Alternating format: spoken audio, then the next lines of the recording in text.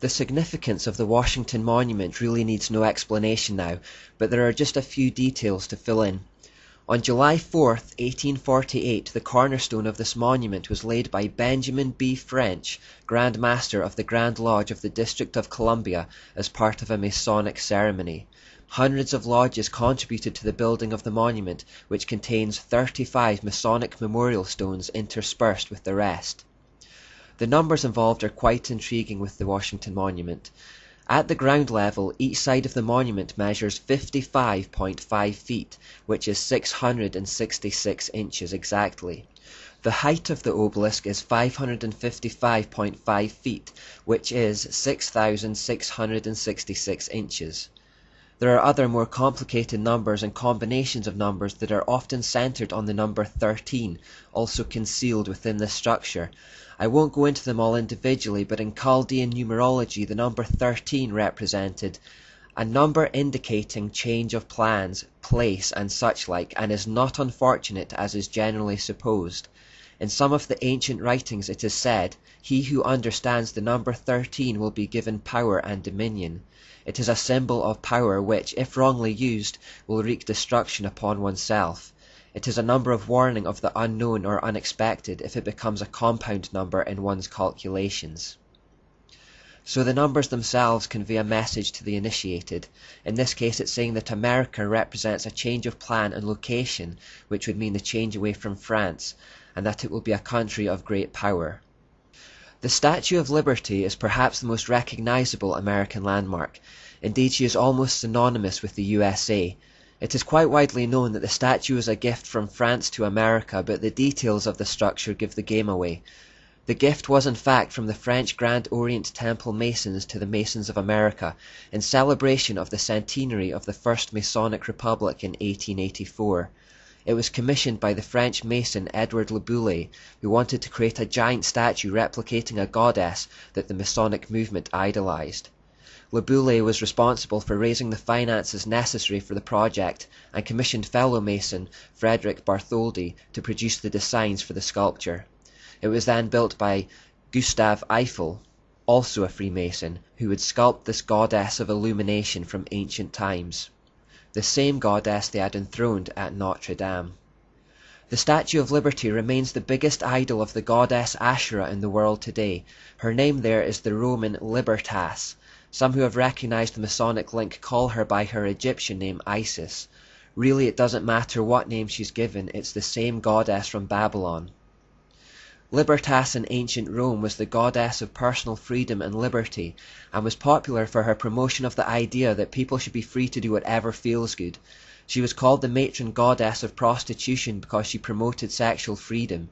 Indeed, according to the Roman system, she had invented the concept. This isn't surprising when we remember that Semiramis was a brothel keeper. Different name, same characteristics as always. Slaves considered her their goddess as well, as they looked to her as their hope for freedom. Many female slaves who gained their freedom later turned to prostitution to survive, and thereby retained Libertas as their goddess. The Statue of Liberty holds in her right hand the Masonic Torch of Enlightenment, and her official title is Liberty Enlightening the World. Her pose is actually quite similar to that of Baphomet again. The cornerstone of the monument was laid with full Masonic ceremony, and the base contains a plaque dedicated to the Freemasons of New York. The crown of 7 spikes represents the enlightenment of the sun god.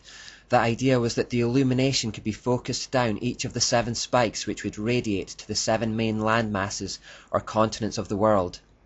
The statue was originally to be made in colour, and her robes would be purple and scarlet, which would align her with the prostitute woman in Revelation. This idea was later abandoned when it became clear the statue would need to be built from copper due to financial constraints.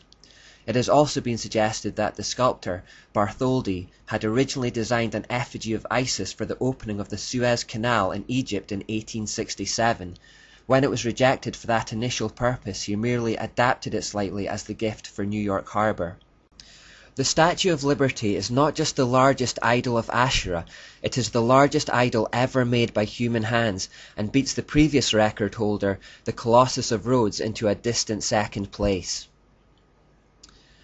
Now this is the American $1 bill, one of the most recognizable and iconic pieces of currency in the world. It is packed with Masonic symbolism. You will see two circles containing unusual images. The one on the left now needs little explanation if you've been following this series from the start, but we can unpack it a little bit more. The Latin surrounding the all-seeing eye reads, Annuit coeptis novus ordo seclorum.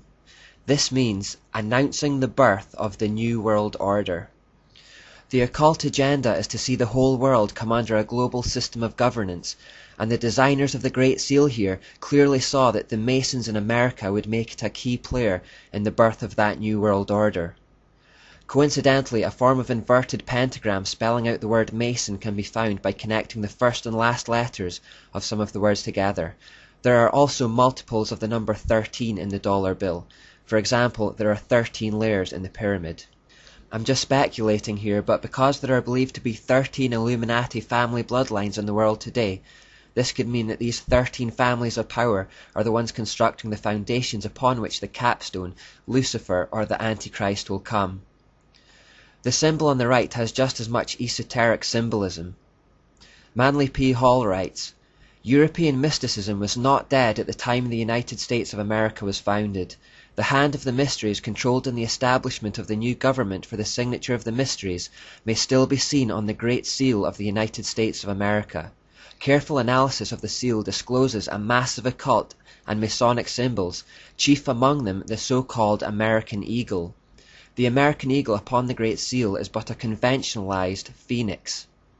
The phoenix from the flames is basically the order out of chaos motif, the idea that out of the flames of war and pain and chaos comes an end which has justified the means. You might remember it from the front of Albert Pike's book, Morals and Dogma. Now this American bird has 13 leaves in the olive branch in its left claw, 13 bars and stripes in the shield, 13 arrows in its right claw, a ribbon saying E pluribus unum, which as we know means out of many one, and this has 13 letters, 13 stars in the crest above his head, and these stars create a hexagram. Again, the hexagram has 6 points, 6 angles, and 6 planes, so it represents the number 666. It is used to invoke Satan and can be considered to be the most wicked symbol in the world. Finally, the right wing on the bird has 32 feathers and the left has 33, which represents the degrees of Freemasonry. Now finally in this part we'll look at the Washington DC street layout. Now here we have a satellite view of the center of Washington DC. We will notice certain things about it if we study it in detail. The first thing is that the street layout creates an inverted pentagram, with the southern point being the White House. However, notice that the Washington Monument obelisk does not align with the White House. Instead, it aligns with what lies behind the White House, the Supreme Council Masonic Temple. The decision to build along this line shows that the Masons believe the real power of the United States doesn't lie with the temporal president, but with the spiritual power they perceive to be behind the president. We have already noted the significance of the Washington Monument in relation to the Capitol, and how the two are meant to generate a kind of spiritual energy. If we connect it to the Lincoln Memorial at the other side, we get an inverted Tau symbol. The Tau symbol represents Tammuz, and in astrology the Taurus bull, both of which point to it being a symbol for Baal. Draw a line from the US Capitol and the Lincoln Memorial up to the Masonic Temple, and you create a triangle or pyramid style shape with the temple as the capstone, the place where the all-seeing eye would be. This once more represents the power of the fraternity. Finally, I'm more skeptical of this one, but it's been suggested that if we connect the White House to the Capitol and then down to the Jefferson Memorial, we can also make out a compass and square as shown in the photo.